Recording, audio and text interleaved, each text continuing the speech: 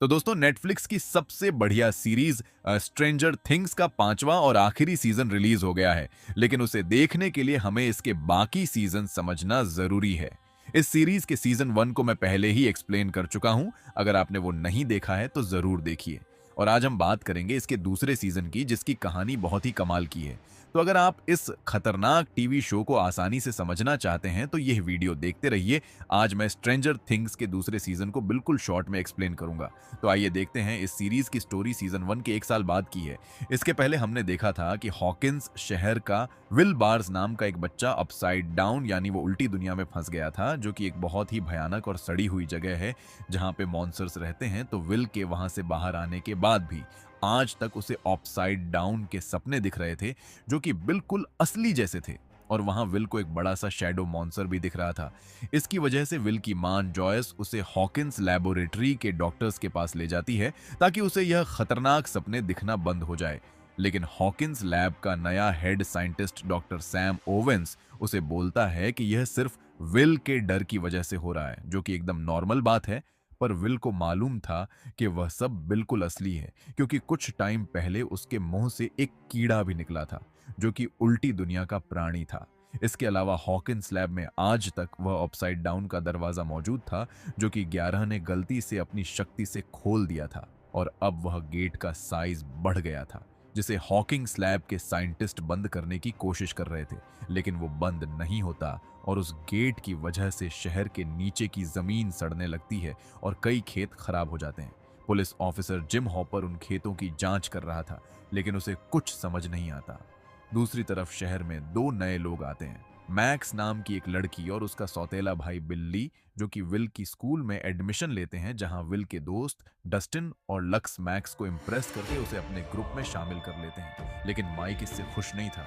उसे अब तक 11 की याद आ रही थी, जो कि पिछले साल उस डेमो को गन को मारते वक्त गायब हो गई थी। और सब ने यह मान लिया था कि 11 मर गई है, लेकिन माइक को लग रहा था कि वो जिंदा है, इसीलिए वह उसे भूल नहीं पा रहा था। और सच में 11 अब तक जिंदा थी। वो असल में उस डेमोगो गॉर्गन को मारते वक्त गलती से उल्टी दुनिया में चली गई थी। जिसके बाद वो वहां से बाहर आई तो उसे गवर्नमेंट ऑफिसर्स ढूंढ रहे थे, इसीलिए वो सबसे दूर भाग गई। तब वो जिम हॉपर को मिली, जिसने उसे जंगल के अपने एक सीक्रेट घर में छुपा दिया और 11 को अपनी बेटी की तरह पालने लगा। इस सब के अलावा माइक की बहन नसी अपनी मरी हुई फ्रेंड बारबरा की मौत को लेकर अब तक दुखी थी, और वह चाहती थी कि हॉकिंस लैब वालों को इसकी सजा मिले, क्योंकि उन्हीं की वजह से वो मॉन्स्टर आजाद हुआ और बारबरा मारी गई। इस दुख और गुस्से में नसी का अपने बॉयफ्रेंड स्टीव से झगड़ा हो जाता है, और वह विल के भाई जेनेथन के साथ एक प्राइवेट डिटेक्टिव मरे के पास जाती है। लेकिन मरे उनकी बात सुनकर बोलता है कि पब्लिक और गवर्नमेंट उस मॉन्स्टर वाली बात पर भरोसा नहीं करेगी, इसीलिए वह बारबरा की मौत को हॉकिंस लैब के इल्लीगल एक्सपेरिमेंट का शिकार दिखाने का आइडिया देता है, जिसके लिए नसी और जनेथन मान जाते हैं और उस आइडिया पर काम करने लगते हैं। दूसरी तरफ विल को फिर से अपसाइड डाउन की एक झलक नजर आती है, और इस बार वो शैडो मॉन्स्टर उसकी बॉडी में घुस जाता है, जिससे विल का शरीर ठंडा होने लगता है और उसे गर्मी बर्दाश्त नहीं होती। इसी बीच डस्टिन को वह कीड़ा मिल जाता है, जो कि विल के मुंह से निकला था, और वह अब थोड़ा बड़ा हो गया था। तब डस्टिन उस जानवर को पालने लगता है और उसे अपने दोस्तों को भी दिखाता है। लेकिन वह प्राणी का साइज काफी तेजी से बढ़ता जा रहा था, और वह मॉन्स्टर जैसा बन रहा था, जिसकी वजह से बाकी दोस्त उसे मारने की कोशिश करते हैं। लेकिन डस्टिन उसे छुपा के अपने घर में ही रखता है। फिर वो जानवर बहुत बड़ा हो जाता है और डस्टिन की बिल्ली को खा लेता है। वह प्राणी अब एक डेमोगॉर्गन जैसा दिख रहा था, पर उसका बाकी शरीर एक डॉग जैसा था। इसीलिए डस्टिन उसे नाम देता है डेमो डॉग, और वो स्टीव को इस बारे में बताकर उसे मारने की कोशिश करता है। लेकिन वो डेमो डॉग उसके घर से भाग जाता है। तब वह दोनों उसे ढूंढने लगते हैं। उधर विल जॉयसस और हॉपर को बताता है कि उसके अंदर वो शैडो मॉन्स्टर घुस गया है, और वो राक्षस जो भी देख और सोच रहा है वो उसे भी दिख रहा है। जिसे समझाने के लिए विल बहुत सारी ड्राइंग्स बनाता है, जो कि आपस में जुड़ रही थी, और वह बोलता है कि ये चीज फैल रही है और तबाह कर रही है। इससे हॉपर को समझ में आता है कि वह चीज असल में बेले है, जो कि शहर के नीचे बढ़ रही है, और उसी की वजह से जंगल और खेत सड़ रहे हैं। तब हॉपर एक खेत में जाकर खुदाई करता है, जिससे वह जमीन के नीचे एक सुरंग में पहुंच जाता है। वहां कई सारी जहरीली बेलें मौजूद थी, जो कि उल्टी दुनिया की फसल थी, और वह सब हॉकिंस लैब के उस गेट से निकल के पूरे शहर में सुरंग के जरिए फैल रही थी, ताकि वो इस दुनिया को सड़ाकर अपना साम्राज्य बढ़ा सके। फिर हॉपर को वहां वह बेले जकड़ लेती है, जिससे वह उस सुरंग में फंस जाता है, और जब वह काफी देर तक वापस नहीं लौटता तो इससे जॉयस को शक होता है।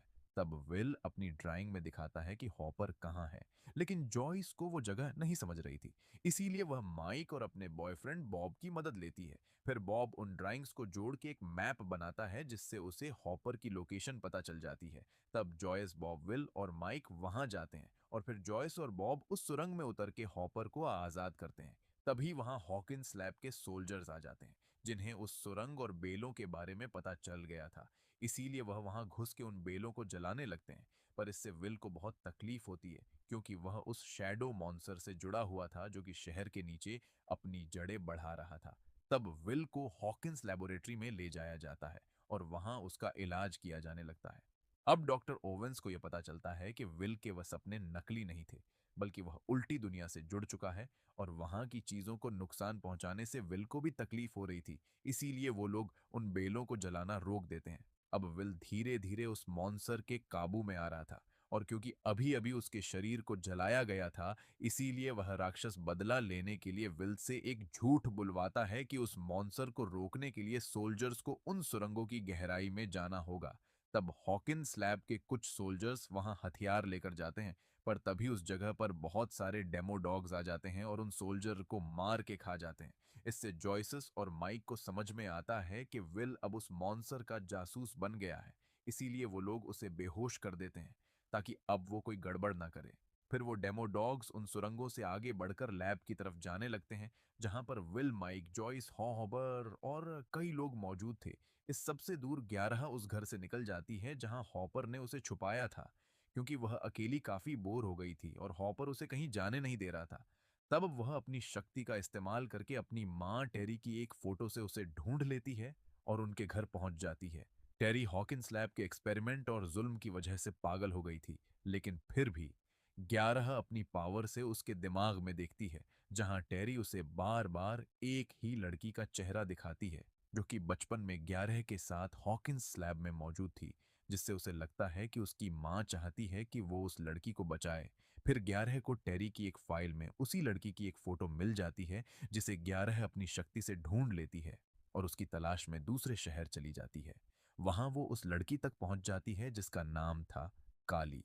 उसके पास भी कुछ पावर्स थी, पर वह अपने पर हुए अत्याचार की वजह से उन शक्तियों का गलत इस्तेमाल कर रही थी और कुछ लोगों के साथ मिलकर चोरियां कर रही थी।